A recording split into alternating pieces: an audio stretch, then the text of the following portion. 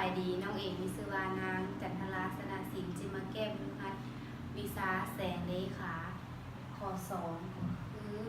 เป็นหยังตอนบ่ายเงาของวัตถุสิ่งของจึงสั่นว่าตอนแรงและตอนเศร้าอันนี้แมนตะเวนในตอนเศร้าและนี่เป็นวัตถุตะเวนในตอนเศร้ามันจะส่องแสงใส่วัตถุเพื่อให้เกิดเป็นเงายาวอยู่หน้าดินและตอนบ่ายตะเวนตอนบ่ายจะตั้งฉากกับวัตถุเมื่อตะเวนส่องแสงลงมาใส่วัตถุจะเห็นให้เกิดเป็นเงาสั่นอยู่อ้อมๆของวัตถุตอนแรงก็เช่นเดียวกัน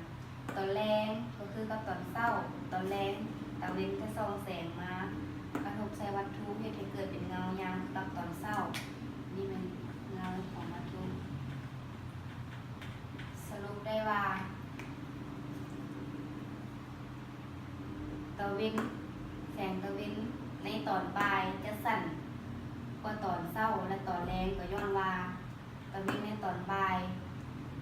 ตั้งฉากกับวัตถุเฮ็ดให้เกิดเป็นเงาสั่น